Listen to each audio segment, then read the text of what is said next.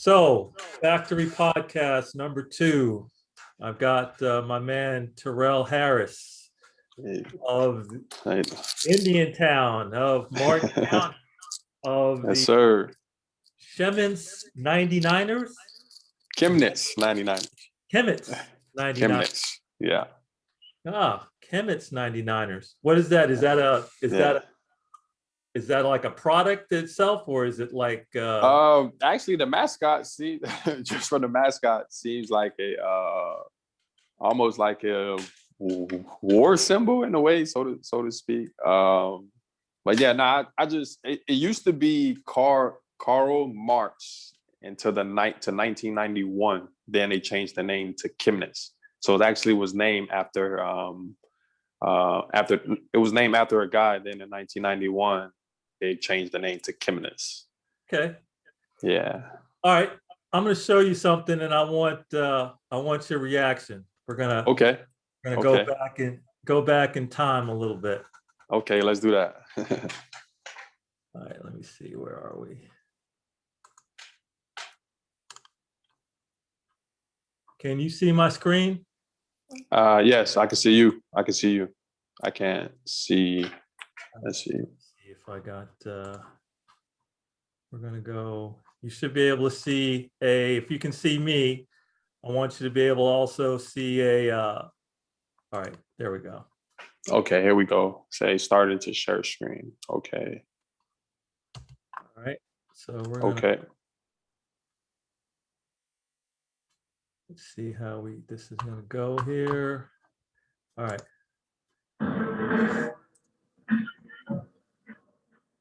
Oh wow.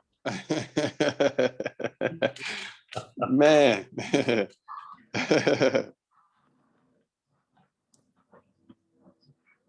Wow.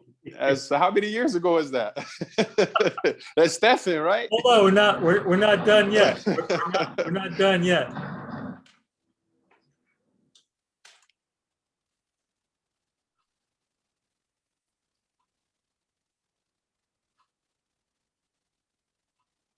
So wow. what I want to see, what I want to talk to you about is there's that guy. Let's go back to our thing here. Go back.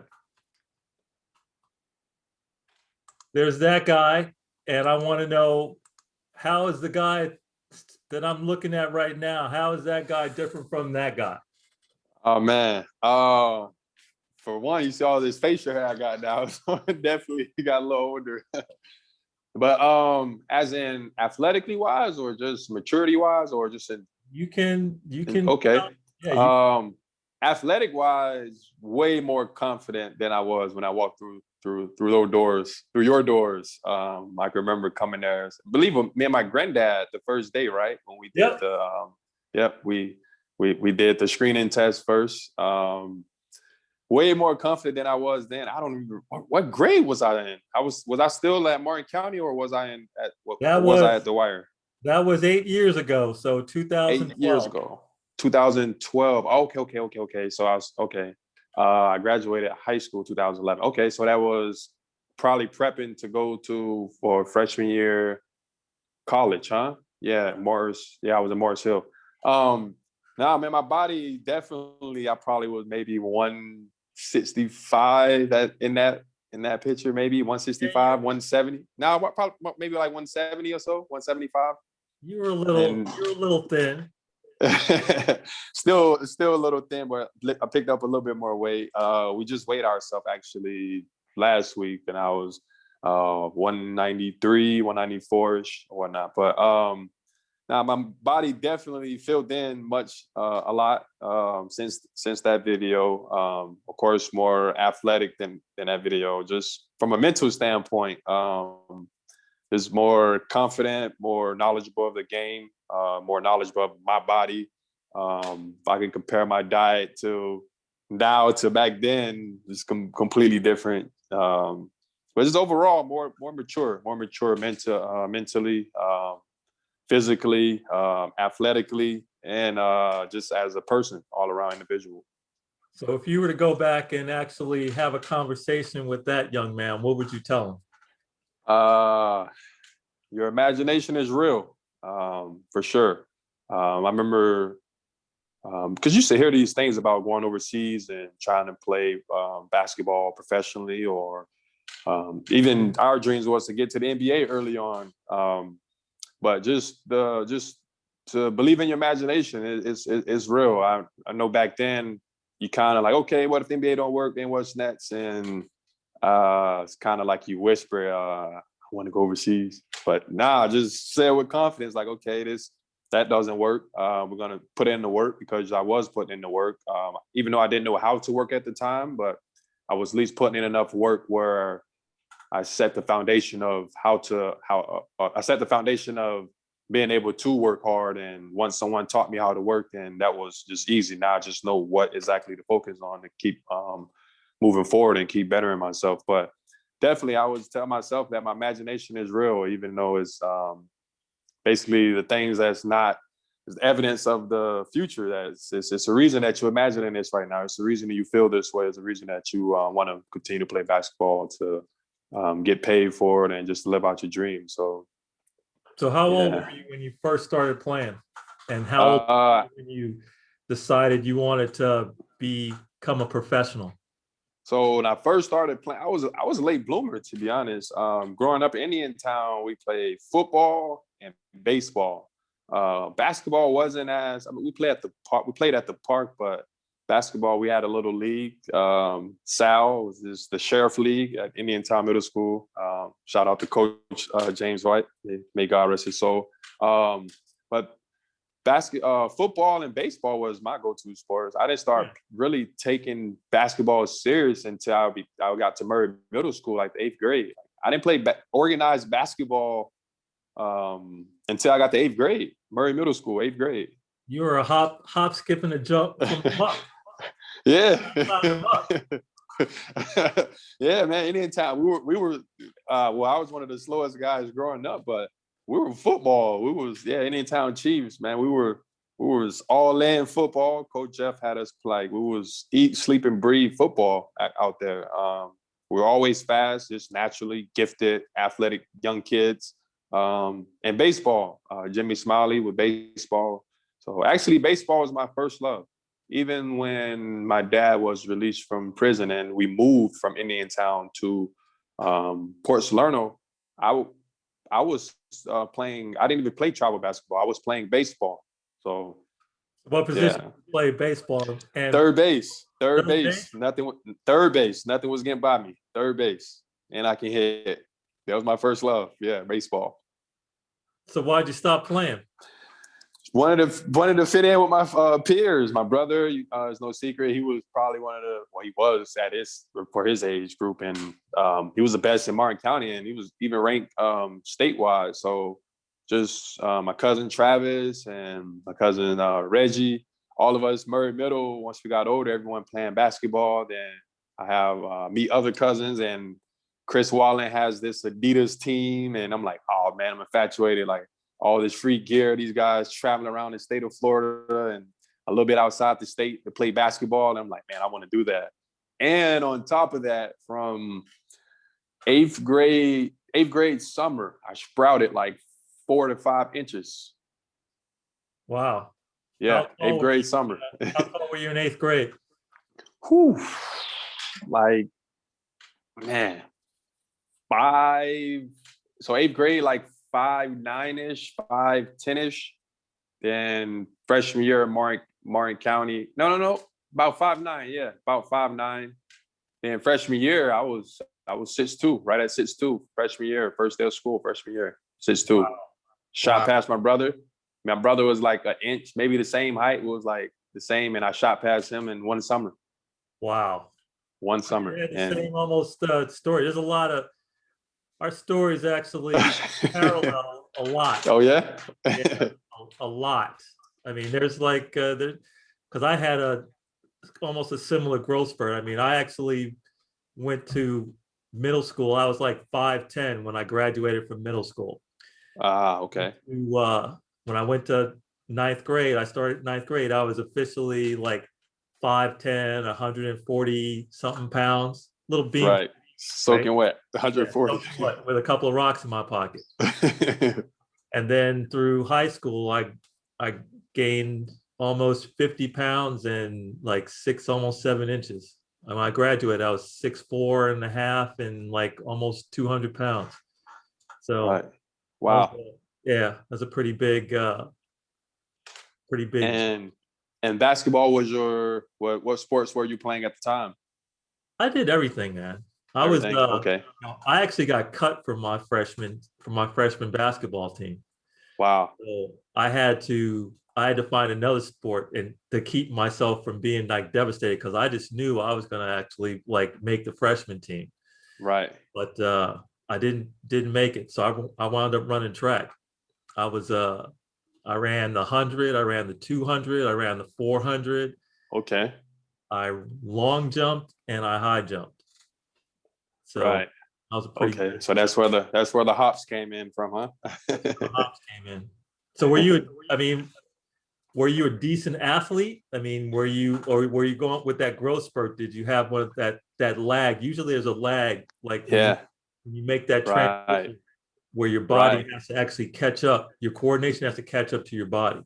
Right. So I was already a little bit slow, as in speed wise, and lateral quickness. Like I was already slow. So when I was so at Murray Middle School, my 8th grade year, I was playing the center because I just didn't have any guard skills. So when I got to Martin County, now you're in high school, and now you're just not going to with the school with everyone in Port Salerno. Now you people coming from Stewart, at that time, Palm City, from all over. So a 6'2" center trying to play JV, you're just not going to cut it. So my freshman year, yeah, Coach Kendall, we were small, but yeah, you can tell like I lacked because I didn't have the ball handling skills. I didn't have the lateral speed. I knew how to jump, but I'm sorry. I knew how to dunk, but I didn't know how to jump. So I never forget that same summer, and it was crazy. That same summer, Quincy Foreman, one of my best friends to this day, he just had freakish athleticism. And we were in Martin County. I'll never forget my first dunk, 8th grade summer. We're in Martin County gym. We're doing layups lines, open gym, and I'm slowly trying to get it. I'm right there, but I can't turn that wrist over. Slowly trying to get it, and I'll never forget. Probably the last attempt before we started to pick teams to go 5, and it just clicked, and I just dunked it. And I was like, oh man, the confidence started to come. I can dunk now. I don't hit these growth spurts, so I can play. And yeah, then he learned how to jump, and man, he was just freakish athletic, and he was just two hand backwards, double pump, like he can do it all. And I'm just 1 foot. But over time, I learned how to jump. But yeah, I would definitely say it was a lag in the with my body, because it was literally like my dad, they saw it like literally. It seems like by the day I was growing, and yeah, I didn't know how to handle it. The coordination was a little off, but it wasn't too bad due to like playing other sports. But you can tell I had a lag in lateral quickness and just hand-eye coordination. Yeah, other sports definitely help with that. So I mean, actually learning how to be in a center, actually probably helped you, because just looking at your game, and I followed your game ever since 2012. I've seen your games. You have besides your guard skills, you actually have the ability to actually post up smaller guys and actually use that as part of your game. So Right. you're not afraid to go to the hole. You're not afraid to rebound, right? All those things have actually, along with you having the guard skills, have actually made you a better player. Right. I 100% agree with that. Yeah. So you went to Martin County, right? And then all of a sudden, how'd you end up at Dwyer? Yeah, so I went to Martin County freshman year, sophomore year. We played under Coach Andre McIntyre. My brother, actually, the move was, I can say all this now, it's happened years ago, but the move was for him to wanted just a better, put him in a better situation to be able to get to college and be able to get to a Division I school. Because at that time, Coach Ross down at Dwyer was pumping out Division I athletes like it was nothing. Like you go start at Dwyer, Division I coaches. Yeah, I mean, guys was going Division I like it wasn't nothing. Even though we actually beat Dwyer twice that year, but just they wanted us to be high school legends. You know what I mean? He wanted us to go get education from these colleges and just take advantage of our athletic talent and make a better future for ourselves. So once my sophomore season ended, I remember like yesterday as well, we lost to Sebastian Rivers when they had Keith Matthews. Came back to school within like 2-3 weeks. My family was preparing to move to Palm Beach. My dad really, I can't thank him enough, but he really invested into our future, man. He put my younger siblings' dreams and career on pause a little bit. They were still going to school, of course, but he really made the move down to Palm Beach Gardens for my older brother and I, mainly for my older brother to get a better opportunity from a basketball standpoint to go to college. But man, that was probably, I will always tell people this too. That's probably the best decision that was really not for me, but for me. So you did you played there your junior and your senior year, or just your senior year? Junior and senior. My junior year, my brother was a senior and I was a junior. Of course, there was a lot of animosity of us leaving Martin County and going down to Dwyer to play. A lot of people had a lot of things to say. They didn't, because basically Till was an all-state guard, and coming back for a senior year, you take him from Martin County, and now you give him to Fred Ross down in Dwyer with Jacoby Brissett and that squad that they had, the squad we had coming back. And it's like, oh wow, go ahead and pencil these guys into Lakeland. So Yeah. You guys get it. Yeah. You guys had a stack crew your senior year. I mean, oh man. And you had looking at the guys you had, and yeah. I mean, I recognize Jacoby. I was going to ask you about that later. How about playing with him? What kind of athlete he was? But you guys, not only did you have a lot of skill players, but you had size too. You had length. Man, that was so okay. Let me finish back to my junior year. So we get all the way to Lakeland with 2 seniors on the squad, Tia, my brother, and Jason Romero. And we lose to Bartow, who they eventually went on to win it. We lose 6 points to Bartow. We lost March 3rd. I have good memory. That's just what it is. I memorized my losses. Yeah. Believe me, I've got the same thing. We lost March 3rd, late April. Coach Ross. And Dwyer was a completely different program from Martin County. No disrespect to Martin County. Was a great program. We learned a lot of things there, but just Dwyer was just year-round, eat, sleep basketball. It was no, just really no time off. It just literally rolled from basketball. Like we lost in March. When we got there,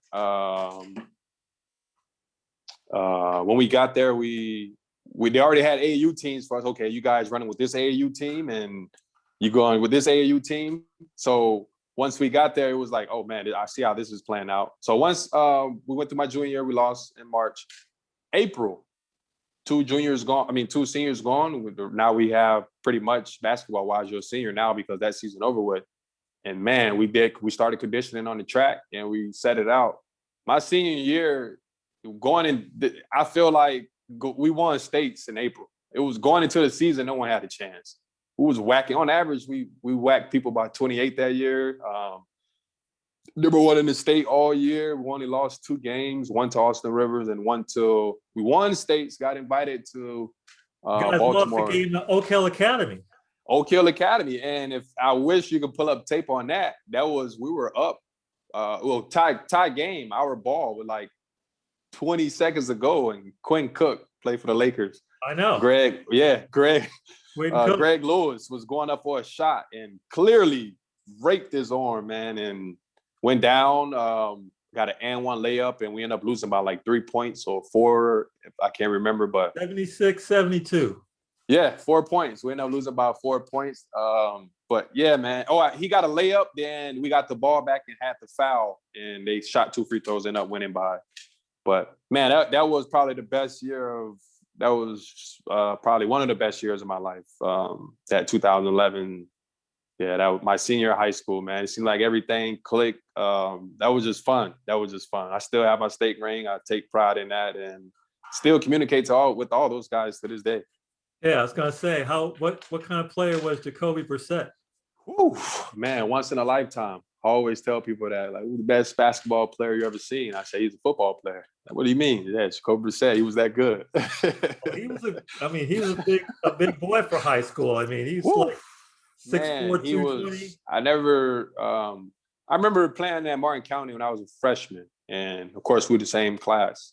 And the wire to get to states, they always had to come through Martin County. And actually that year was with Martin County. My brother was a sophomore.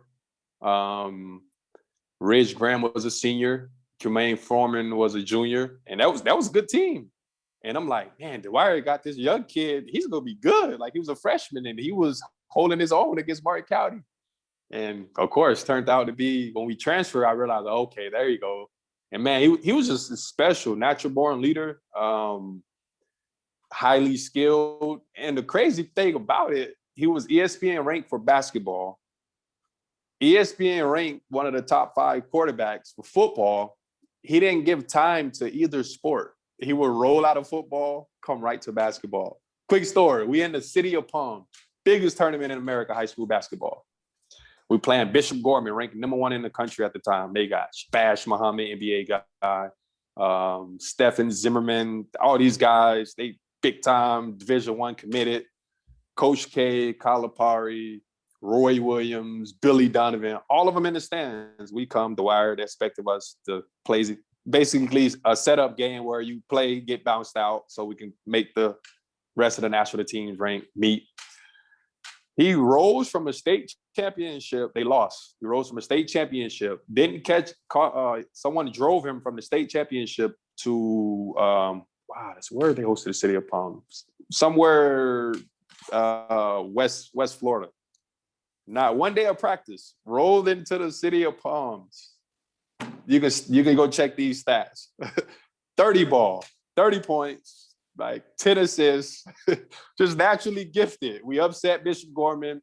And I think right there, it was like we got on the national radar with, this team out of Palm Beach, the Wire team is unlike, it's similar to that Lonzo G early on state championship teams that Fred Ross had. And man, we were that loaded. We were loaded. We were subbing Division I guys off the bench. Derek Davis.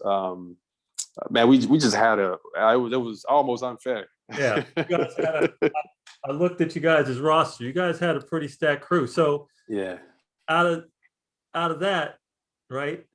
You must have had like Division I offers.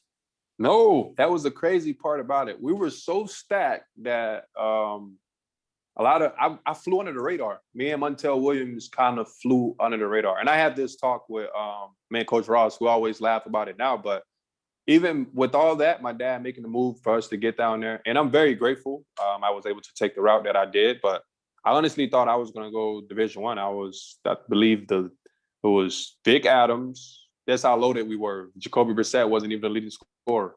Vic Adams was the leading scorer. Jacoby Brissett was right behind him. Greg Lewis, then me. I was the 4th leading scorer. Our 6th leading scorer went to the University of North Carolina, Joel James. He was the 6th leading scorer. And I really honestly thought so. I was like, okay, I'll go D1. Everybody getting these D1 offers. I'm like, damn, what about me? I'm like, what? Say it again. I said, did you have issue with grades, or no? It was just I was just kind of like overlooked. Some guys come in and they see me. And one thing I like about the Wire, they put all us on display. Whenever one coach come to see one player, Coach Ross made sure that we ran open gym and he see all the players. So that's one.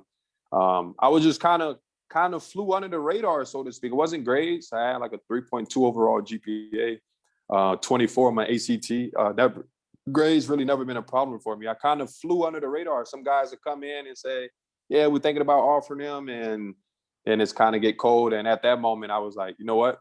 I'm gonna try prep school, because I was 17 years old when I graduated. I was young, Right. and I wanted to try prep school. I went to New Mexico Military Institution prep school. Man, I actually know somebody. I actually know somebody that went there and got bounced out.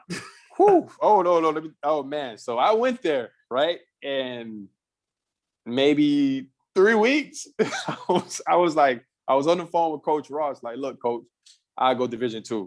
I wanted to go to prep school to give myself another year, and I could go Division I. Probably would have went easily. Talked to some schools who approved of the idea of going prep school, and man, I just couldn't do it. I was also misled, as in it was saying the athletes wouldn't have to go through the training and stuff. Man, it wasn't even basketball. From the moment we arrived, we had to we got our hair shaved. The clothes I brought, the polos, to try to look clean. They collected those bags, threw them down in the basement. Here you go, uniform, your boots, your rifle.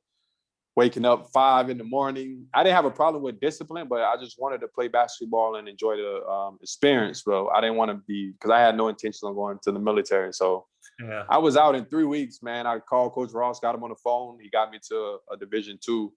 And the rest was history, man. It was crazy how life works. It's crazy how life works. So you go to Mars Hill, right? Right. You're like the freshman of the year, Right. You're balling. You're averaging almost 20 points a game. Right. Why didn't you stay? Why did you leave? I just had this. I was so obsessed with. I wanted to go Division I. I wanted to go Division I, and also Coach Thomas Nash retired after that year. He wanted to focus more on his son and his family. So, which I respected. Always be indebted to him. That guy gave me a chance that because it was when I left the military school, college started already. I came into like 2 weeks into into schools have already started. So scholarships was limited. Everyone was already signed. So one guy failed the drug test. He called Coach Ross and called me. Was like, he got 2 days to decide. And at this point, I want to get out this military school. So I'm like, you know what? I take it.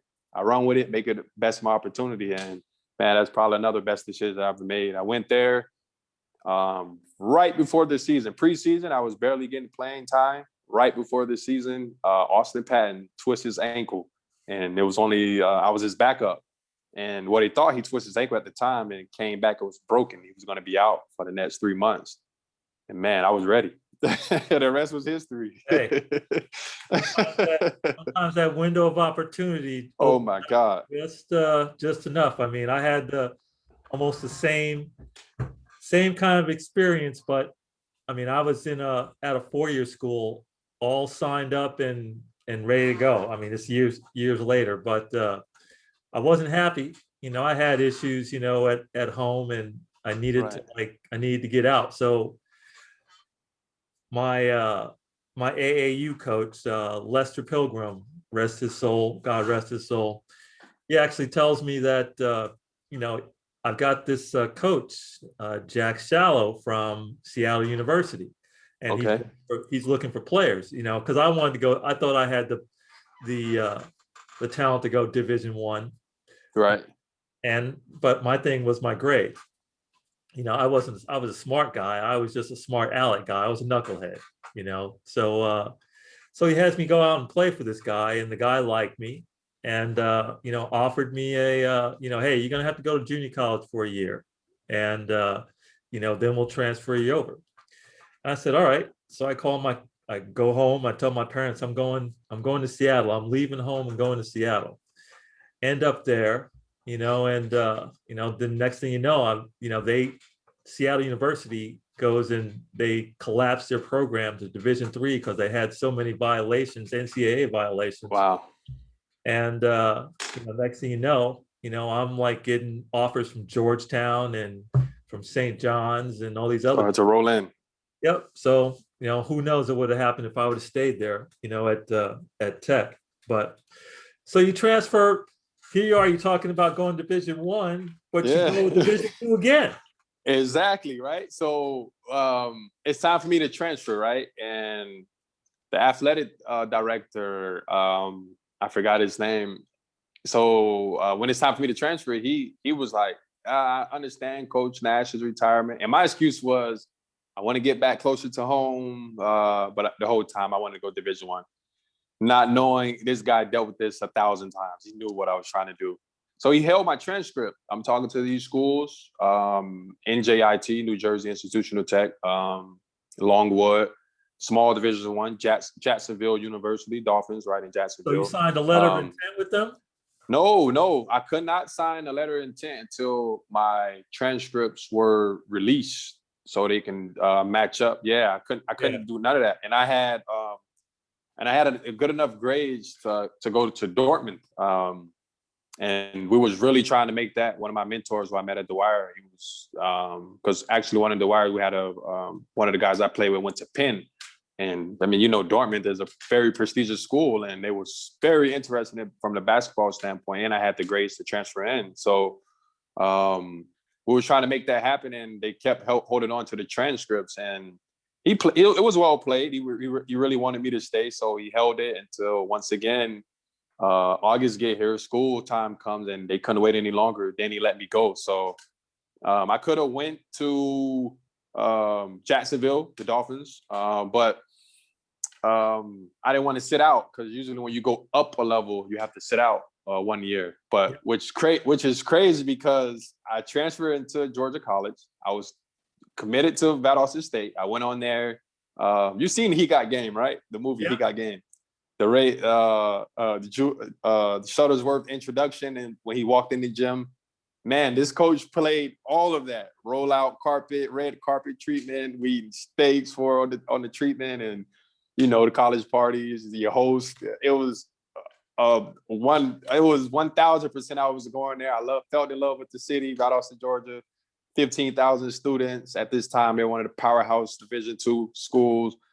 All the guys they touch go in there, go overseas. It was a no-brainer. I'm going to Valdosta State. And I get home, and one of my mentors was told me, he said, hey, I think you want to take this call from Coach Sellers over at Georgia College and State University. Oh, I was like, all right. I never, my dad always taught me, like, show everyone the same amount of respect. Even though I had my mind made up, I basically told my dad I'm going to Valdosta State. Just hear him out, see what he say. And so I try to get a visit. So I said, okay, I'm bored in North Carolina. So let's go take a visit to Georgia. Free. They fly me in and we talk. I don't know. It was just something about Georgia College. The moment I stepped foot on that campus, it's like something was in me, like that good feeling, the feeling of this is right. This is right. Like, I don't know what it was. It was true, because I went there, and of course I ended up going to Georgia College, and I told Coach Sellers, you know what, I'm gonna come. And I told Valdosta State I wasn't coming, and they were mad. But man, something told me, like, this is where you need to be. Great academic school, great system, old school style coach, not only teaching you about basketball, but life skills and stuff. It's just I don't know what was about it. Just, you need to come here. And I just follow my gut, follow my intuition. And man, once again, one of my best decisions of my life that I made, going to Georgia College State University. I was being recruited by quite a few schools, and I had pretty much come down to St. John's and Cal Poly. Okay. Ooh, okay. Right. So I actually had Lou Carnesecca calling my house. Personally calling my house, asking me if I wanted to come to St. John's. St. John's, right. Yeah. And I was like, all right, if I go to St. John's, I'm going to be playing at home. I mean, I went to I did the recruiting visit. I mean, I went there. I went to their to their gym. I spoke with Lou. I shook his hand. Right. And I'm thinking, hey, this is what every Brooklyn kid, New York kid would want to play for St. John's. That's like they would kill to play for St. John's, play for your hometown school. Right. And so I'm like, all right, I need to go at least go to this visit to Poly, because they send me a plane ticket. So I go, right. I've never. This is just about. Well, you weren't even born then, so. Yeah. But so we fly down to San Luis Obispo. I flew down to San Luis Obispo because I was on my own at the time, and I'd never forget it. Right, I get off the plane, right, and I'm out, with my bag, waiting on waiting on for somebody to pick me up. I'm thinking, hey, I just got picked up, in a limousine, at St. John's, right? Right. So next thing I know, I see this like old beat up VW bus, right, rolling up, right, to The Volkswagen. to the front of the airport, right? And the guy rolls the window down, and the guy looks like Glenn Campbell, and he says, "Are you Kevin Lucas?" And I go, "Yeah." And he goes, "Well, I'm Coach Abbott, and I'm here to pick you up." And I'm going, "In that?" So I mean, all beat up, VW bus. We get in. I go, "Hey, I'm here now." So we go, and we're driving through town. I'd never seen palm trees before. Right, here I am. Right. I've been in Seattle all this time. It's been all overcast. We get here, it's April, and it's like beautiful. Right. Ooh, perfect time of the year. We pull into the campus, right? And he parks, and we get out, and there's all these girls in these dolphin shorts. So I'm like looking around going, wow. Wow. He almost had me at that point. I had to like go and talk to him.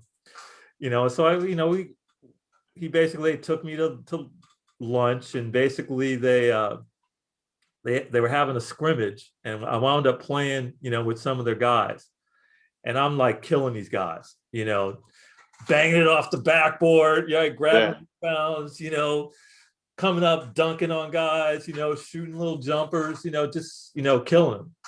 The last play of the game, right?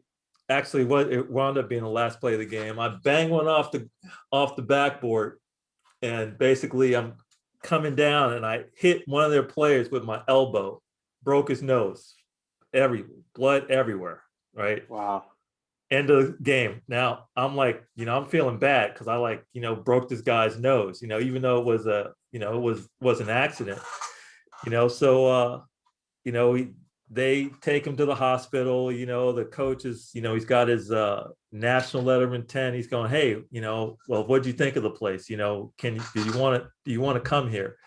And I'm like, what? I'm going to think about it. I want to think about it. And I'm like, I'm really kind of like, I want to go to St. John's, but I want to come here because I like this place. I like the guys, and I wound up, when I got home, the coach asked me, he calls me up and he says, "Hey, so have you decided what you're going to do?" I go, "Yeah, I'm thinking I may come to you guys, and play for you guys." And he goes, "Well, that's good, because Mike is really thinks that since you broke his nose, that's the least you could do for us is that come here." come and play for us." But yeah, it's a big deal with making that college course. I mean, change. So you get to Georgia College, and all of a sudden you're like the man. Yeah. Wait, actually, no, though. So remember, I told you why I didn't want to go to Division One. Yeah. So what a coincidence, right? I didn't want to go to Division One because I didn't want to sit out a year. But when I transferred to Georgia College, all my credits did not transfer. So my dad, being the great guy he is, a great father, he said, him was talking, and I was like, man, because colleges, when it comes to athletes, it's a business.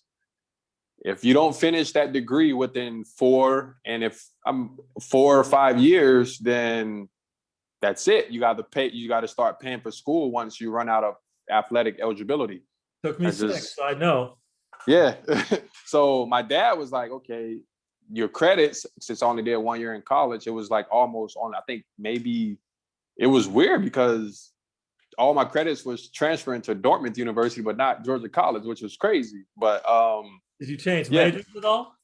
no, because we was only taking general classes anyways as a freshman, so it didn't even matter what major I picked. But just didn't transfer. Only a few transfer, but I was behind basically like almost like a 4 years, almost like I didn't even go to college. So I was telling my dad, like, I know I'm gonna come here, play 4 years when this is up, because I'm hearing other guys talk like at Division II, because you play with real money at Division II level. It's not like Division I.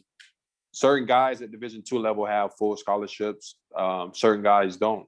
Even though I was on a full scholarship, it's real money where when it was time for my eligibility to run out, they couldn't afford to give me a full to pay for my 5th year of school. So I was like, man, I'm not going to be stuck on the limb for, I think, out of state tuition for Georgia College is like $38,000 a year.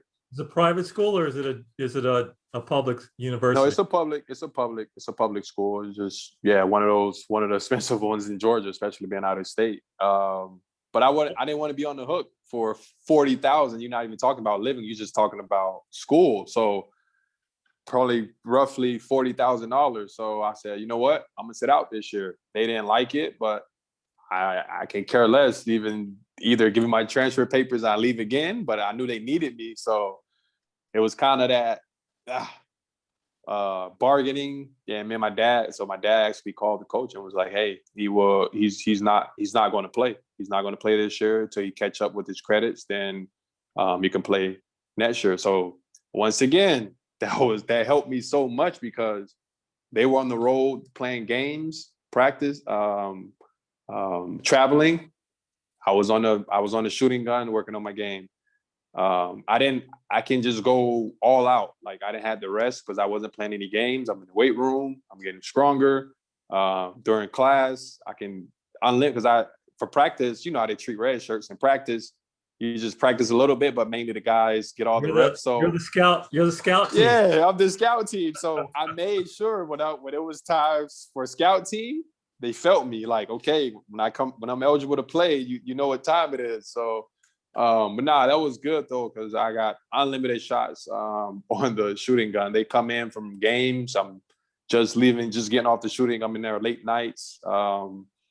Man, we even had the key to the gym. I can say that now, but yeah, we even had the key to the gym in the back for the back door. So, man, that was amazing. That really helped me a lot. And yeah, once my sophomore year, basically, I was a redshirt sophomore, and everything started to click.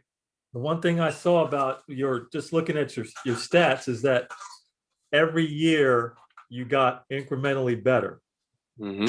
You know, you again being having been a post player at some point, Right.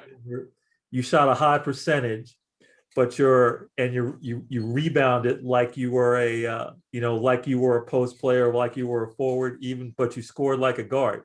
Right. You shot the three well. You shot over 50%, pretty much, or close to 50% during your career. Right. So, but every year you averaged a little bit more. So you actually, like you said, you got better, which is actually, it seems like that's your MO throughout your whole career, even overseas. Basically, you basically have every year you get a little bit, you do a step change. So we've always had that. We've had that conversation over the years. It's hard to believe I've known you for that long. I know, right? Until you showed me that, I honestly forgot all about that video. That was Stephen, right? In that video, right? Stephen Dombrowski. Right. Damn, it didn't even seem like time flies. Now I was just telling my friends that times fly. So it's crazy. You speaking of Georgia College. So a guy just broke the record. Actually, I don't, because I'm so in tune with my season here that I forget like all the records that I set at Georgia College. And a guy just broke one of the scoring record, my scoring record. And I'm like, man, it's been 5 years already? Like that quick. Hey, Insane. Records are one of those things, man. I mean, I still have one record. Okay. Because of obviously I played in an era that wasn't, it was right before the 3-point line. If I Oh would have had a man. 3-point line, who Whew. knows? I might have had a little bit, might have had a little bit more points. And I scored over 2,000 points Wow. in 4 years. There was a Wow. year, I mean, my second year in junior college, I averaged a double, 23 and 13. But Wow. I still hold the record for most rebounds in a season. So with 360 in 30 games. Wow. Yeah, I had some 25 You rebound games. had to. Yeah, I had one game where I had 44 and 25. Man. And I should have actually had that record. They had me down as 18 for 19. And I was actually, when we went back and looked at the tape, I was actually 18 for 18. I hadn't missed a shot. They actually counted one shot that was like it was a free throw attempt, and it shouldn't have counted as a shot attempt. Shot attempt. Yeah. Wow. That's big though. That's wow. That's But whenever I insane. go, 18 for 18. 18 for 18, and that was like shooting jumpers, shooting, dunking. Yeah. Duncan, the whole shebang. That probably they're gonna be hard for someone to come break that. 18 for 18. Yeah, 18 for 18. So, well, you Man. guys now you don't shoot if it's. I mean, if we talk about in real time, we got the Denver Nuggets actually passing up on a Layup for the three ball, yeah. Right. The game is changing, man. I think everyone wants to be the Golden State Warriors, Houston Rockets, get up the three ball, and yeah, the game is for sure changing. That kind of behavior when I played would have got you like benched for the rest of the season. Yeah, I can imagine, right? For the rest of the season. Right. That's have a 3-point line, so you had to go. There wouldn't have been any reason for you to stop as it was. But so here you go. You're going into your senior year. You average 20, almost 25 points a game. Mm-hmm. And are you thinking about whether you might get drafted or do you? So that summer coming out of my junior year, man, I was hurt. They did the all conference selection, right? And my team was in the middle of the pack. Both, I felt like I got robbed my sophomore year. Now, okay, this junior year, they got to give it to me. At least give me some credit. Like junior, one of the top 3, top 4 leading scorers. I get left off the team again. I said, you know what? Okay, this summer, I'm coming back for vengeance. I'm gonna win the league. I'm gonna win Player of the Year. I'm gonna have a crazy senior year, and let's try to make everything. Like I want to break everything, and whatever happens, whether that's NBA overseas, and I deal with that when that comes. So first game of the season, 30. Second game of the season, 30. I was in this zone where my senior year, probably the most effortless basketball ever been to me as from a mental standpoint. Yeah, and as the season goes on, it was like, okay, maybe, guys start out hot, see cool off. And as we midway through the season, still averaging like 23, 24. We get three-fourths through the season, still the same stats, also like 5 assists, 60% from the field, and high 30s from the 3.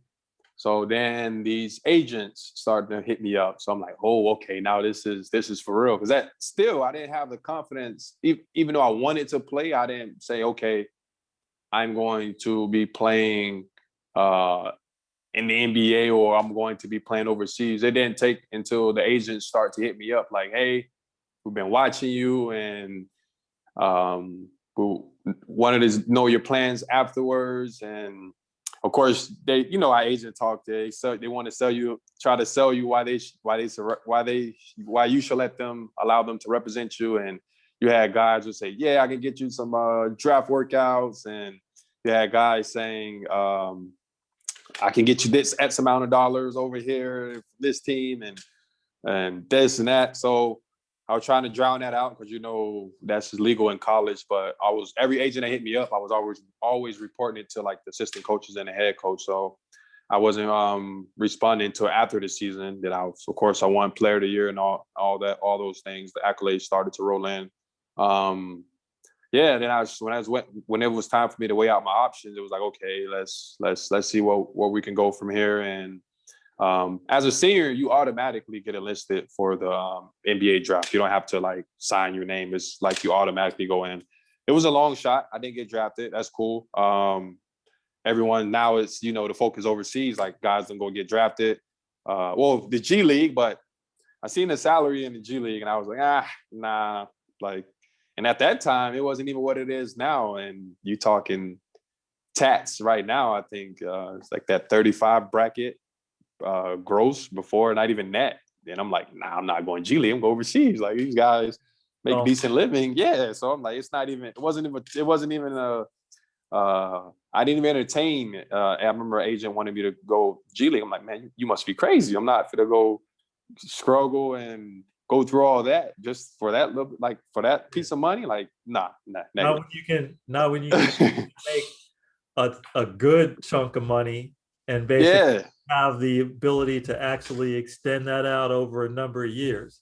Right. Correct. Right. And even overseas, like everyone don't make the big bucks, but it was definitely, I knew my first year, the target was to get in the league to springboard me into making the big, good money and continue to build my career. So you got to actually you got to prove that's where, no matter where you at. My first year, my first agent actually was my assistant coach in college agent because he played overseas as well. And he actually played in Germany, second division, his first year out.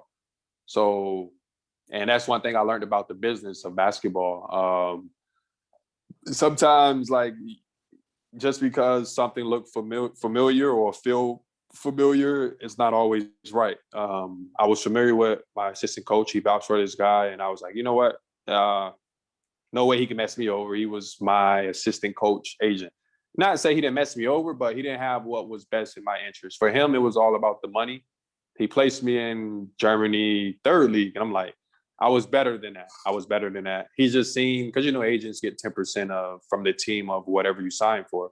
And he just saw opportunity to make the money and okay, all right, he do well from there, then we'll keep building his career. And I saw it and I started to talk to other players and it was like, man, you shouldn't even be here, man. You should be first year out, Germany, second league, getting to first league or somewhere else. I mean, the whole goal is to get to a first league, whether that's Spain, Germany, you know how it goes, Spain, Germany, Italy. Yeah. And so as soon as the season ends, I get them on the phone. I'm like, all right, what's next? And also when you get overseas, agents hit you up every year because they know how the game is. Are you happy with your agent? They're like, man, we could sign you here. We've seen what you just did. This is what I got for you. And I'm looking at all these resumes and I'm getting these emails and these phone calls and I'm doing like, okay, this is a player who came from your route and I'm looking at his career. And agents are very blunt when it comes to, okay, I can get you this, I can get you that. I remember when it was time for me coming out of Denmark and his agent was like, man, when you going to start rolling with the big dogs? I want to get you with this team. I just got a player, just signed 2 years, 220,000. Like, man, this is crazy. You meant to tell me he started from the same spot as me in his third year. This guy was already breaking the 6-figure mark, like easy. And when I say breaking the 6-figure mark, you know how it goes over here. When you get say, so to speak, just roughly number, say $100,000, cost of living, depending on who you are, might be $5,000. You don't have any bills. Or, I remember they gave me a car. I had an apartment. Right. I'm sitting in my apartment, the team apartment right now for free. I have a car parked outside for free. I have a gas card that supports that car. Only thing I pay for is food. So when someone over here, and maybe another friend was talking, and he was like, he heard someone that's getting paid like I think 30 or 40 over here in the second division, something like that. But I was like, you got to look at it. Someone who getting paid 30 gross in the States and someone who's netting 30 over here, that's a completely different. Like he's taking home maybe out of that 30, 25. after taxes hit your 30 in the States and Yeah. your bills, your rent, that's completely different. Like this guy is able to save 25,000, and if he stayed that course, which is kind of a low number, but going up, like he can get to 100,000 cash quickly, like very quickly. You guys, what I remember, they would actually get, what they would do is they become Americans, and then they would marry nationals. Yeah, I know what you're going. Then once you marry nationals, now you're in, because Yeah. you know, most of the teams, I don't know how your situation is, but you tell me, we used to have two nationals, then you had like two duals, Right. you had two guys that had dual citizenship, and Right. those guys were always like, you know, desirable, because Right. they were Americans that were, you know, that had, you know, played basketball in the States, that were now, uh, considered, you know, nationals of the country that you're in. So, you know, they would actually go everywhere, and they got paid, you know, top dollar. They got paid like some of the national guys. Right. Right. They slowed it down. So I actually have a friend now who's in the process of trying to get the German citizenship. So I believe you have to be, just me speaking from Germany only, you have to be here at least 5 years. I don't believe you have to be married now. 5 years, you have to pass a certain test for the language, Right. and of course, with the help of a team. Yeah. So, and also, if you get married, then that's completely different. Like, I don't think you could just marry now and just get the passport. They stopped that. And also, like you say, you're a hot commodity if you're an American, because in the BBL right now, it's 6 foreigners, which is outside of Germany, and 6 German players. So if I was to get a German passport, I would be counted as a German, not an American. I would be probably the most sought off German, one of the top Germans over here, teams trying to get, because now you don't count as an import, you count as a German. So they pay you, like, you know, like you just said, you earn some pretty good money if you like that. So It's changed a lot though, because it did. back, you know, when I played, you know, back, you know, 40 some years ago, 35 years ago, you know, the Americans were actually teaching the nationals the game.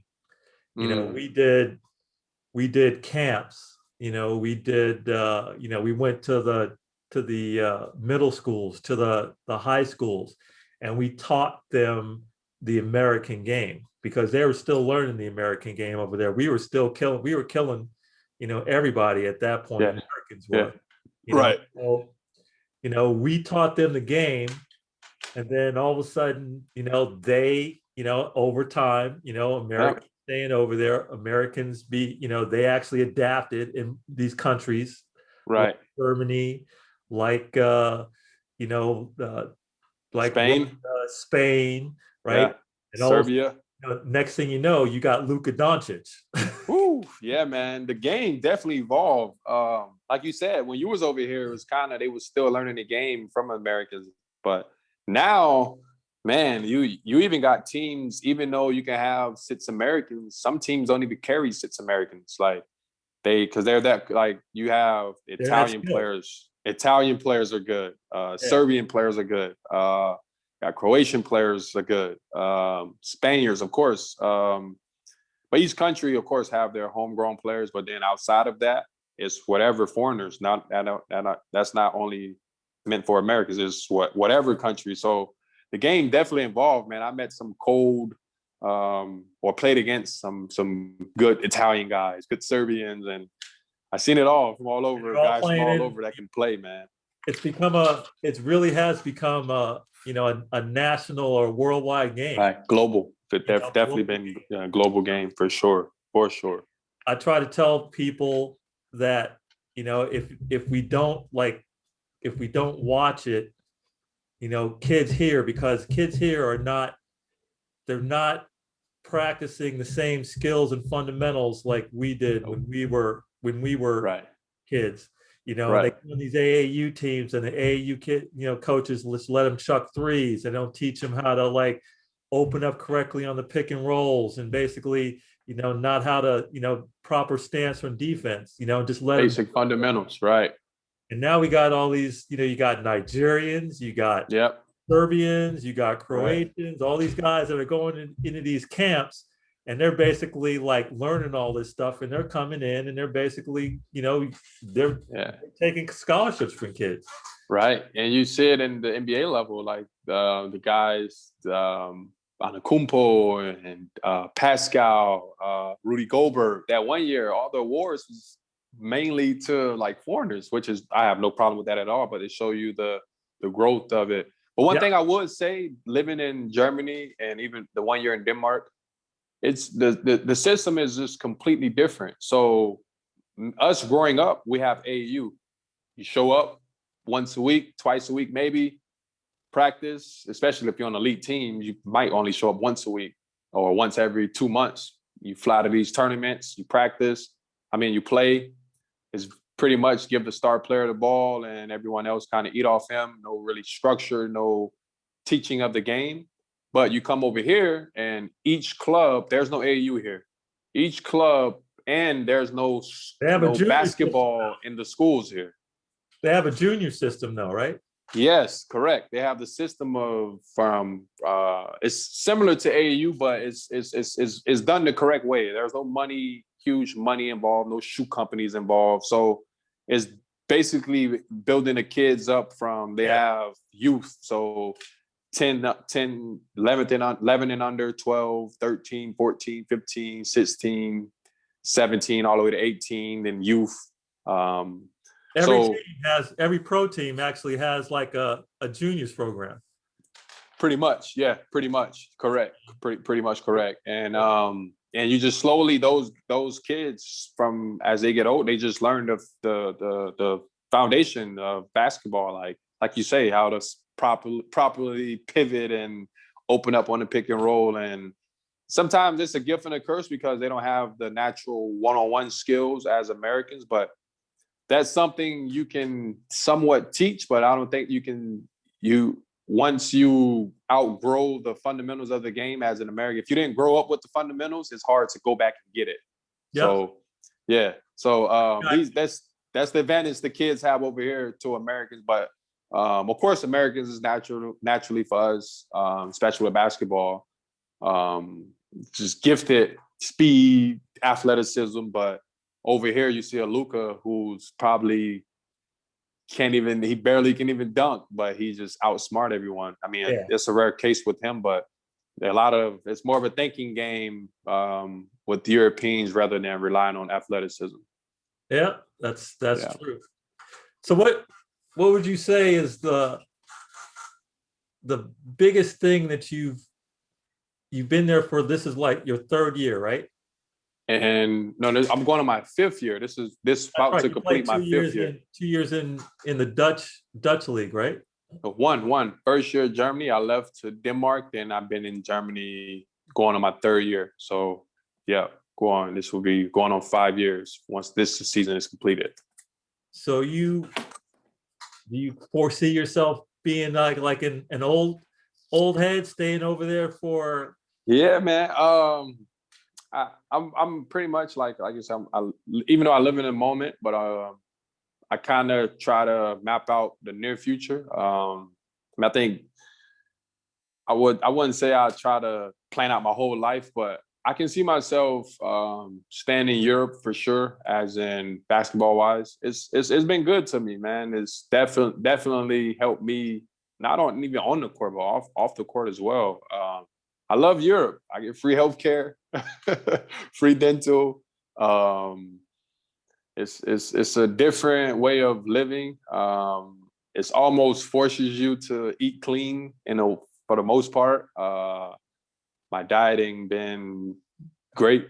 Usually when I'm in Europe, I'm eating as clean as possible. Of course, I have my cheat days here and there, but I don't have the options that I have in the States. Like when I come home in the summer and got the barbecue and the whole nine. Yeah. So what you playing? How many games a week do you guys play? So regularly this season been kind of irregular because of the COVID. So we have 2 months left of the regular season. We're about to play 2 times a week. So we're about to punch in basically 16 games within these next 2 months. So we're about to go 2 times a week. Usually you have some double weekends, but you usually play once a week in Europe. Well, yeah, in Germany, yeah, Europe. But this year, since the season started a month later, and we missed some games due to COVID, we're doubling up. So from here all the way out for the next 2 months, we got 2 games a week, some even 3 a week. Yeah, we played 55, almost 60 games, man. Yeah, And it we were was playing like three games a week. wow. The grind, the Yeah, grind. definitely a grind. How was your practice schedule when you were playing? We would practice, we would have Mondays off. We'd come back on Tuesdays with like a shoot around. We'd play like Wednesdays.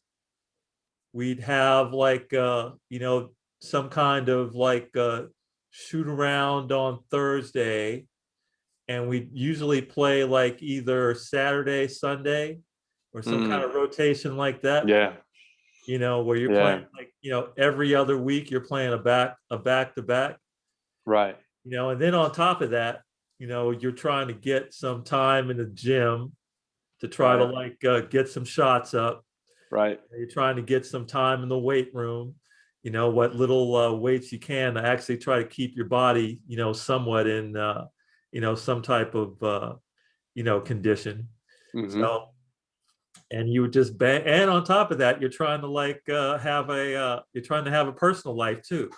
True. Yeah. If you gotta have a personal life in Europe, it's fun, man, traveling and stuff. But now that's similar to our schedule. Actually, what you just described was what we went through closing out the second half of the season, man. We had 3 games in like 8 days. We went 3-0. We closed in. But yeah, the grind is, oh man, the grind it's a grind. I always tell people that overseas, you look at it, people are like, oh, you guys playing in a different country and you can make a pretty decent living money. And man, it comes with a cost. It's not like just they don't see the peaches and gravy. costs. They don't see. Oh my God. No, they don't see it. You only see your family pretty much 2.5 months out the year. You practice pretty much twice a day, even though the first one is getting up a lot of shots. Like a regular schedule for me would wake up on a Monday, 9 a.m. we have weights. Right after weights, we do 100 made threes. We come back later that day. Well, I try to usually my first practice, I get done my first practice. Try to get like a lot of stretching in when I get home. Make sure I eat a good lunch. Always read because I'm not in school anymore, so always keeping my mind fresh and just reading different things. But I go back for the second practice. I always get to practice 30 minutes ahead of time. I get my 70 made mid-range, 70 made threes before practice start. Then after the full 2-hour practice, then after practice with just the way we do things here, we do another round of shooting. We're like one of the top 3-point shooting teams in the league, but we just get our reps in. So just the daily grind. Then you live by yourself, so stores are kind of not closed, but things are closed late. Like if you want to go to restaurants and stuff, so you got to prep food and all that. All that comes before. But if you didn't, you have to stay up late, cook food. Then you want to catch up with some family from the States and you're 6 hours ahead of them. So you have to wait till they get off work. And it's a grind, man. It's for sure a grind. Well, you actually, but you have more options than we had. We didn't have any of this Nope. like FaceTime. Okay. If I wanted to talk to somebody, right, I would literally I'd go to the bank and I'd get me a roll of 1 pound notes, 1 pound coins, right? Okay. So you had to have like 1 pound coins, right? Yeah. Sticking to the payphone to make. Yeah, I know you don't know anything about payphones. Man, I can't even imagine that right now. I'd send a text to my mom and she'll respond quick. We use WhatsApp here. Yeah, we didn't have any of WhatsApp. that in the 80s, man. There I didn't was even like think about there that. were I didn't even think about any that. computers. Yeah, we would sit in those big, you ever seen those big red like phone booths that they have in, Right, in commercials and in movies right, in Britain? right, Those were right. real. Those are actual phone booths. Wow. So you'd And sit that's there, yeah, you'd sit there and you had, your 5 or 6 hour, time change, depending on whether it was 3 hours to the East Coast. It yeah, was 6 hours to the West Coast. West Coast, Yeah, right? West Coast. And you sit there plunking them coins in when it asks you, all right, another 5 minutes, another coin, another Wow, 5 minutes, man, that's another coin. insane. I didn't even think of that. I didn't even think of that. Yeah. So Wow. totally different And aspect. how often you called home? Well, I would actually, I would call home, or talk, call my girlfriend. Right. I wrote letters. That was the whole thing. I mean, just to let my parents know that I was okay, that I was doing fine. Okay. So, we might call like once a week, once every other week, because shit, it got expensive. Yeah, I can That was a imagine. lot a pound note was like at the time, that was like a buck 50. So, Yeah. like you were like all that money you supposedly making, Yeah. into Britain. Wow, man, I didn't even think of that. Man, that must have been tough. Even here, like I'm okay now. I'm on my 5th year, but my first year coming over here, and I was like, whew, it's not like you can hop in a plane and go across the Atlantic Ocean in 2 hours from here to Atlanta. Yeah. No, no, no. This is a 9 hour trip, 9:30 minimum from Berlin to Miami, straight shot. That's not just a day trip. Yeah, we didn't even think about any of that, man. Yeah. It was you were Wow. there until it was time to go back. I mean, we did some trips to, to like the south of France, or, over to Holland, when we had like Okay. time, we'd have like, a couple of breaks, like they had like a all-star break, so Right. They still have the same now. yeah, so we took some time out to do that. But you were there. You were in England, and we were like you said, we were up from. We go all the way up into the north. We go all the way down to south. We go east, and we go west. Right. Uh, we just play, like you said. It's a grind. It is a grind. It is a grind. So, what would you say is if you were to look at your life, who would you say is has been the biggest influence on your life? My mom, man. And Mary. me and my dad very, very close. Yes, Mary Moses. That's my heart. Man, the older I get, the more I realize how much I am more of her than my dad. Yeah, man. She wakes up every day, from when I can remember. Every day, man. Every day, 5:30, 5:45. She don't even set an alarm. I think it's just her body just programmed to get up. And Yep. of course, she works at Martin Memorial Emergency Room every day. And that's exactly what time I get up, 5:45, 6 a.m. every day, even when I'm in the summer. Until I can retire her, I always try to set my alarm like, okay, she get up, you got to get up. Man, that's just my heart, man. Just from her work ethic, man. Just having 4 kids. I mean, even when my dad went to prison, she never complained. She never showed any sign of giving in, any sign of giving up. Man, she's just a resilient woman, strong woman, hard worker. Man, yeah, that's always motivate me whenever I even think, even over here when I go through, because it's not all peaches and gravy over here. Of course, you have moments where you're like, man, just miss my nephew taking his first steps and all that, and I always remember who I'm doing it for, and my family, especially my mom, just to be able to pull up to the Bart Memorial and say, here you go, duffel bag, you clock in. That's your last day clocking in. You don't have to come back here if you don't want to. It's up to you. But man, that's I would say the most influential person in my life, my mom, just to see her heart, very caring woman, very loving woman, and her work ethic. I think traits that I have now. That's why I say the older I get, the more I realize I'm more like her. Your parents are cool people. Yeah, for sure, for sure. Cool people. I remember that first day you walked in with the colonel. Yeah. I was like, I don't think I'll have to worry about this young man because Yeah. he already I could already tell his granddad already has him Yeah. right. Yeah. Yeah, man. I'm very grateful just even coming this far in life. Man, like I said, my dad always believed in us. He moved the whole family down to Palm Beach just for us to be able to attend the Wire. That's how much he believed. I mean, he wanted us to play basketball and go to college and better ourselves. My granddad Solomon, always been still close to him. My mom parents, my granddaddy Mose and my grandmother, they're all just state of the art,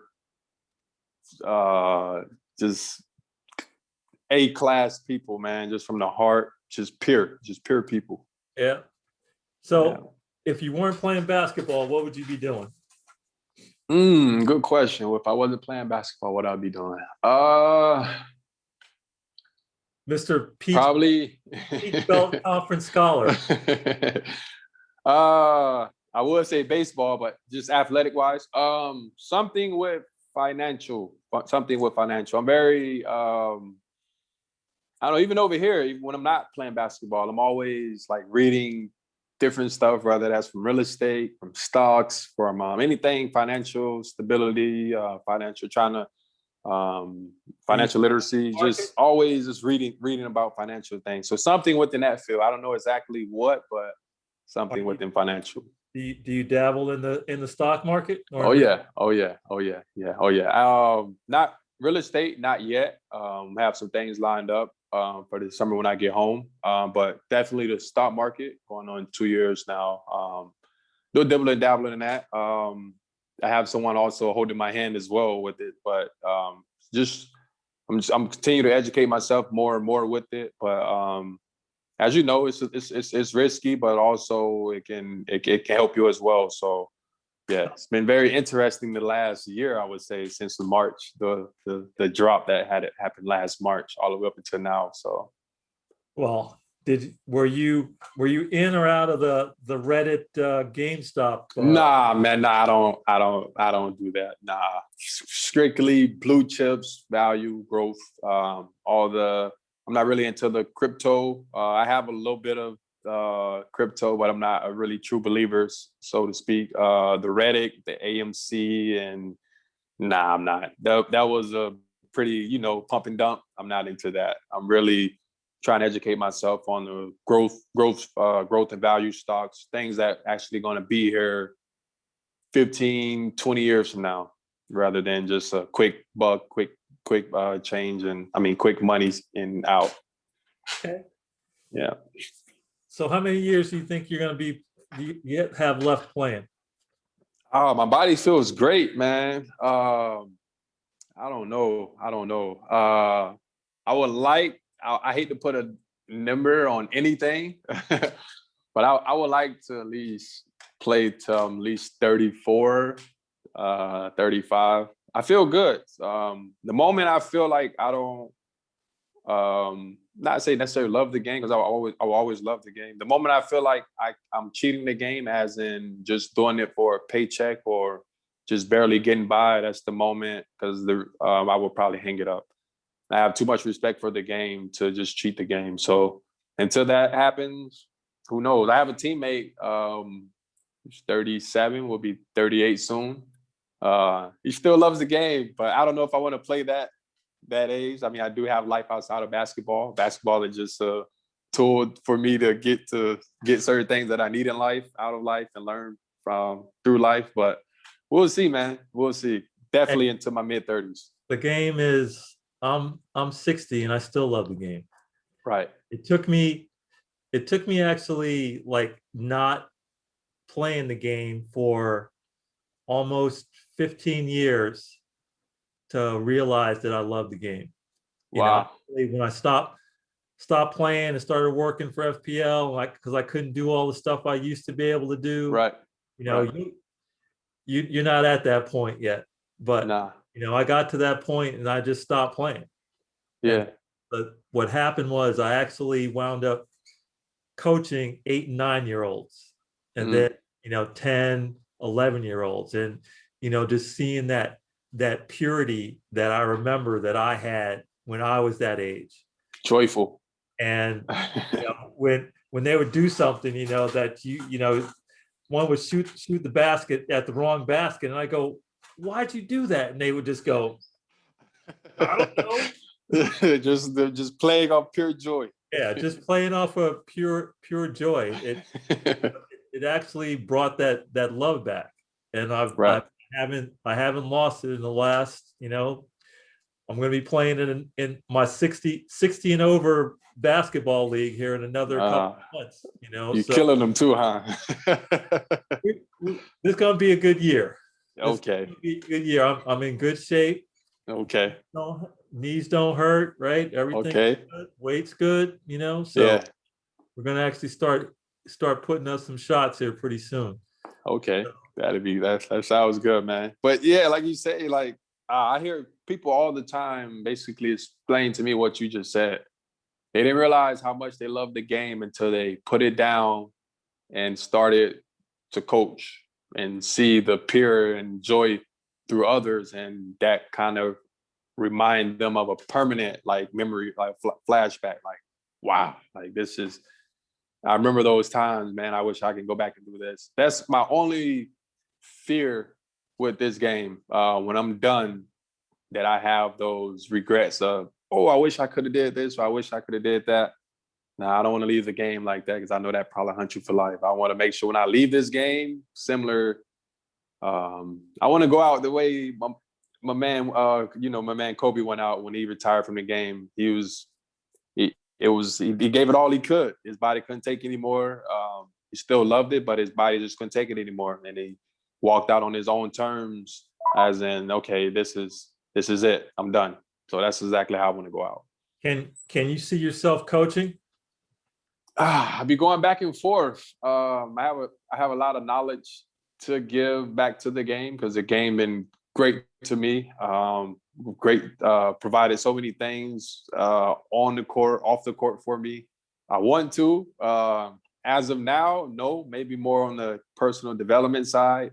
Who knows? Maybe I have kids, or when my nephew get big enough, I maybe want to start coaching his youth team, or so to speak. So I don't know. We'll see. I We'll know see.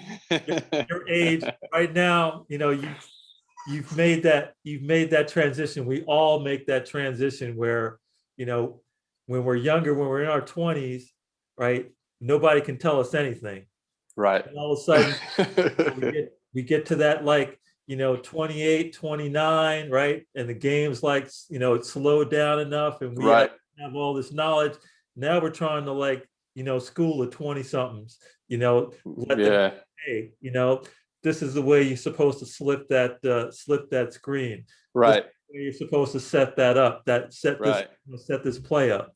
Are you to that point now where you're passing on that knowledge? Yes. To the yes, for sure. I always, when I'm home working out, I always try to get an opportunity, whether that's a college kid. I have a little big cousin, Eddie Davis, Demetrius Webster. Try to get those guys a little insight on like how to train, what to train for, how to work out properly. Because I didn't learn how to work out properly until I got to like college, so to speak. But I tried to teach you until you, but you didn't stay long enough.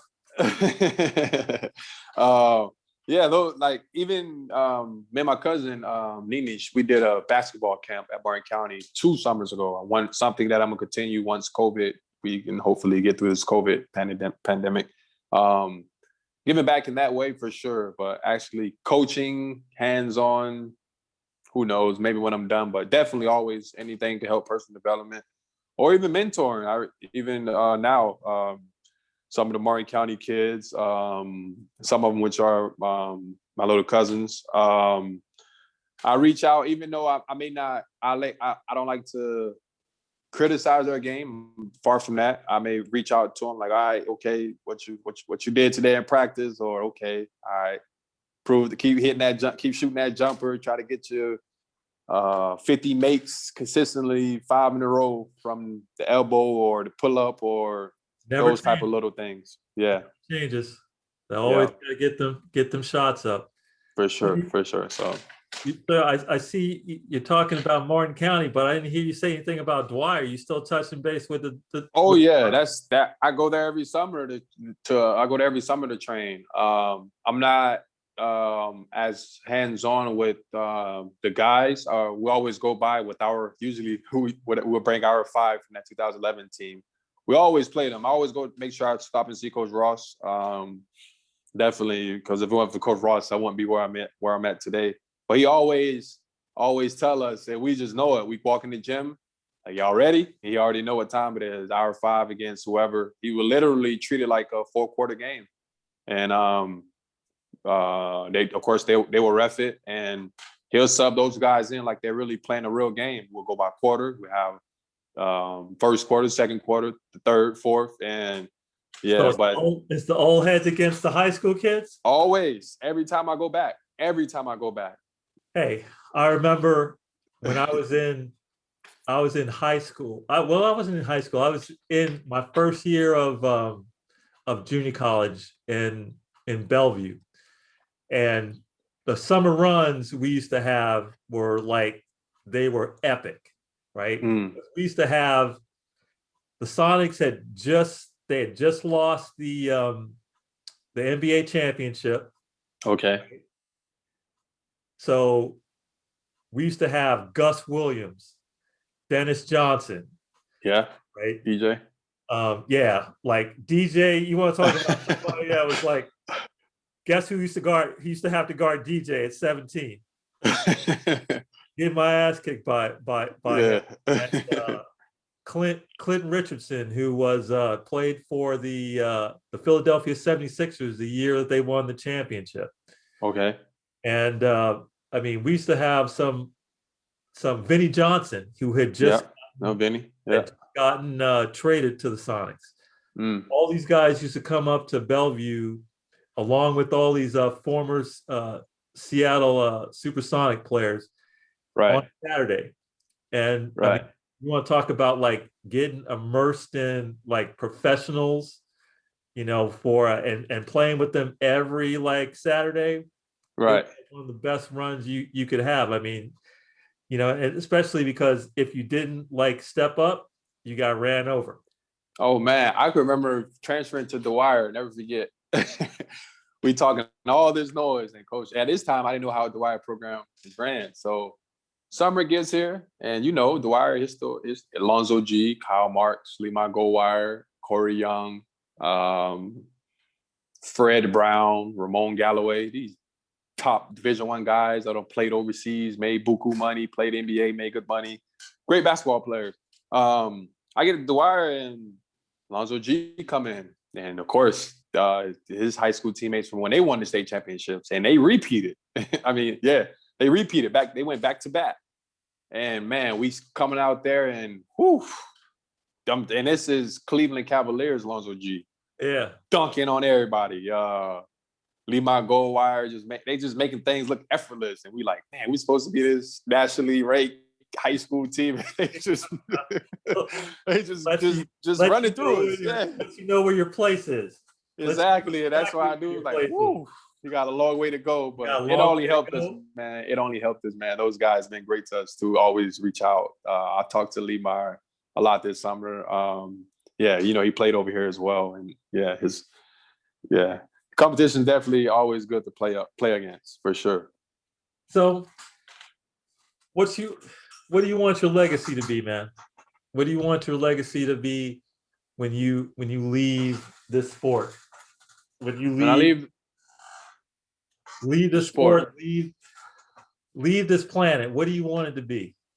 When I leave the sport of basketball, I want someone to be able to look back on it and say, okay, that guy gave it all he had. That guy brought it every single day. That guy was fun to play with. I learned a lot from him. I can count on that guy. That's a good feeling when even teammates, because you talk after the season during this guy, or you don't play with this guy at this certain time, and you like, man, I go to war with him. I've been through the trenches with him. He can go. He can go. I like him. I like his game. I can play with him anytime. And the way my game is set up, even though I could score, but also I think the underrated part about my game, just keeping everyone involved as well. So I think when I leave, that's going to show a lot. Like, man, he was, even though he was he can score, but he also can keep everyone involved. He played an all-around game. So that's my legacy. I want to leave basketball, and of course, he was a winner. So basketball off the court, I want to be remembered as in that guy made an impact on my life. I want someone literally to be able to, and this is one of my, I would say, personal goals, personal achievements when I retire. By the time I retire, I want to be able to have enough. I always take notes. I have crazy notebooks, but to be able to write a blueprint on this overseas life and the way I was able to come over here, adapt to a culture, live off the court. I mean, not only play basketball on the court, but have a life off the court, and transition back to eventually going back to America and flourishing in whatever I get my hands into business-wise. And of course, I want to have a family, and of course, adapting back to my family, because I've been, 5 years without pretty much seeing them 2 months out the year. So when it's all said and done, I want to be the blueprint of, man, that guy played basketball, used basketball as a tool, built successful businesses, flourished off and helped others do so, and left an impact on the kids in Martin County and Palm Beach County. So that's what I want my legacy to be. That was one of the reasons why I thought you would be a good interview for a podcast. You know, the fact that you have your journey to where you are, you know, the things that you've done along the way would actually be an inspiring story for just about anybody trying to get there, you know, trying to get to where you are, right? And that you've done it the right way. You've worked your way through every year. You've made incremental improvements, and here you are, you know, basically reaping the rewards, and still basically you got a ways to go, but you know, you're not, you know, you haven't done like some guys where basically they've squandered their money, or they didn't take care of their body, and now, you know, they're basically trying to, you know, search for whatever it is the next thing is going to be. So, you know, just everyday people basically taking advantage of, you know, their gifts, taking advantages of opportunities, and basically, you know, moving forward. That's basically what you are. You're an American success story. Right. I appreciate that. But I feel like I still have even more ways to go in this next chapter. I'm 5 years in, the next 5 years ahead. I want to be able to look back on it and be like, okay, you proved yourself right. I don't want to prove anyone wrong. I don't want to say I'm this and that. I just want to prove myself right when it's all said and done. Oh, you got plenty of time left, man. Yeah, for sure. You're going to be, you know, the things that you say you want to accomplish, I can see that they're going to happen if you keep on the same trajectory that you're on, right? Because you pretty much, since I've known you, you've always had your head on straight. Yeah. Your family keeps you grounded, right? You've learned from the mistakes of your, from your past. You've learned from the mistakes of the people around you. They also keep you grounded. True. So, you know, those are the things that basically help us to move forward, and also help us to get other people around us to move forward, to carry other people up.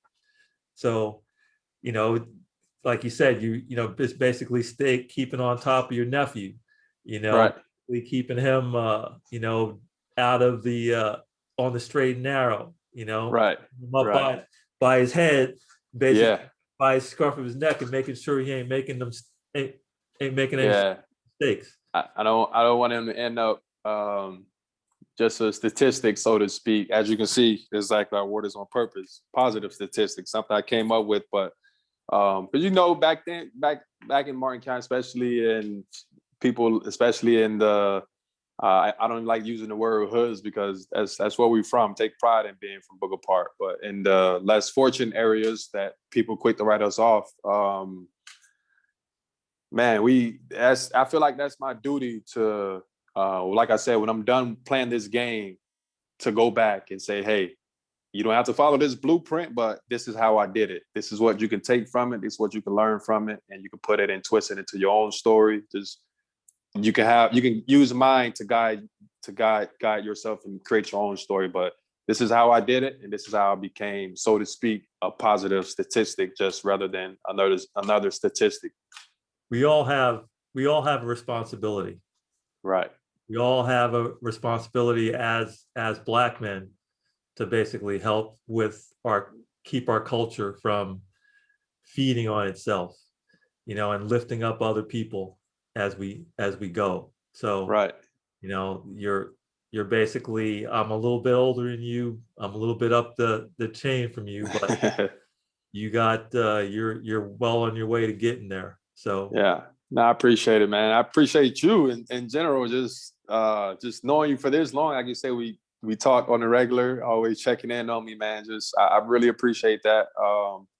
Just being over here, I talk to family, but you, my other friends, probably talk to you guys the most. Very, me, I'm a very structured guy, and my circle is very, very small. Only a few that actually have that access that I talk to, or have access to me to be able to talk to me like this, like the way you can and stuff. So, I appreciate you. I appreciate you for sure. Sometimes it's better to keep your circle small, man, because Yeah. then you don't get the haters. The haters don't Right. have a chance to get in there and basically cause havoc. So, Right. but hey, I've always, I always consider you guys like my kids, since I don't have any kids. So Right. I got to make sure you guys stay on the straight and narrow and don't make the mistakes I made over the years, basically. Right. So, but you're doing your thing, man, and you're gonna have continued success. I So, appreciate you. I appreciate that. so you got anything that you want to ask me while we're still recording? Anything? Yeah, man. Just in general, me, of course, now thinking outside of basketball. What would you say the number one, and it's for anyone that might be watching this, that's going to watch this interview as well. What would you say the number one thing you learned, or a few things that you learned running your own business? Number one thing I learned running my own business. There's a couple of things. Probably the one thing that I learned and I heard my father say this, he told me this, and of course it was true. After working for FPL for 20 years, and basically having that check automatically show up into my account every 2 weeks. Right. Now that stopped, now I had to make a check. I had to actually produce a check. I had to actually make provide the input so that bank account kept coming every 2 weeks or whatever. So right. Basically now, when you own your own business, you have to make a check. You have to put the inputs and the products together in order to produce revenue. Probably the second biggest thing is that the regulatory and legal aspects of owning a business are just as important as producing the money. Wow. So, because those things are the things that will get you into trouble if you don't take care of them. So having competent legal counsel is an important thing. Somebody that you trust, and somebody that can you can go to basically show you things that you don't necessarily see on your own.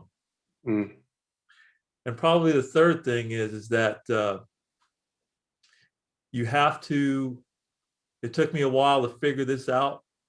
You know, I was always like you, I've always been a hard worker.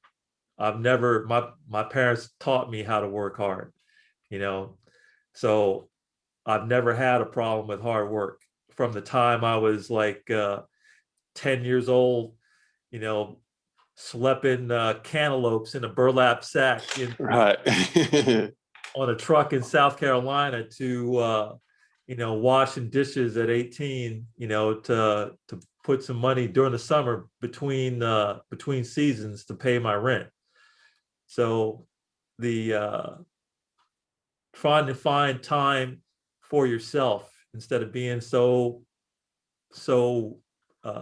wrapped up in the business that you don't get a chance to actually smell the roses and see all of the things Mm. around you that are Mm. that are beautiful. Right. You know, don't be so focused on the goal that you don't enjoy the journey. That's big, man. That's big. That makes sense. Yeah, for sure. That makes sense. I spent a lot of time actually doing that. You know, where basically I would get up in the morning at 4:30. I'd go work out. I'd go to my job with FPL. I'd leave there. I'd go back to the gym. I'd train clients, and then I'd go home.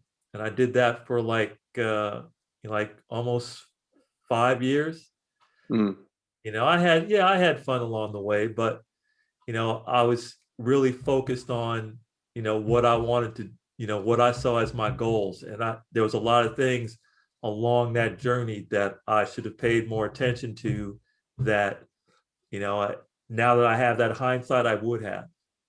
So Mm.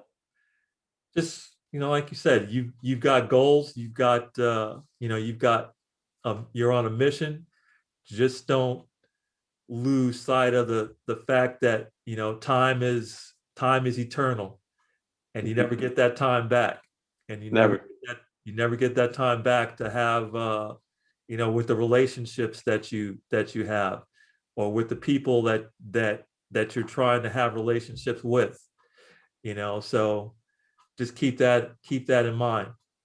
I always tell myself, it's funny you said that. I always tell myself, every person in mankind, you're going to be dead longer than you're alive. So why when you live as if you already died. So I try to take advantage of all my time. And sometimes it's natural, you take time for granted, but like you just said, it's eternal. Yep. No one ever escaped it. So yeah, take advantage of it.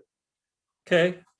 And having said that, I think we've come to the end. I appreciate Perfect.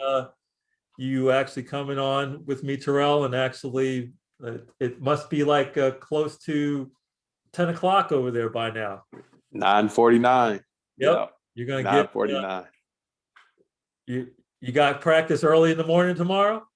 Yeah, we have a yoga section. I usually use Sundays, call some family, but yeah, I'll probably be up another 2 hours or so. Catch up with some family Sunday. Okay.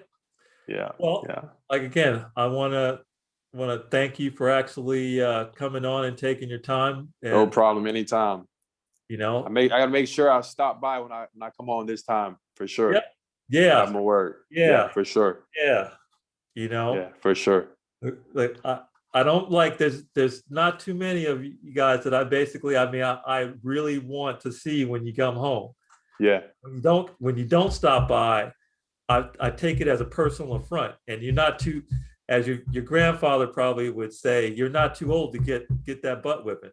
yeah. I got you. I got you, man. You got my word for sure. Better yet, I'll make sure I get you a signed autographed jersey. How about All that? right, sounds good. You have my word for sure. All right, man. All right, man. You take care. All right. All right, you too. Okay. Thank All you. right, bye.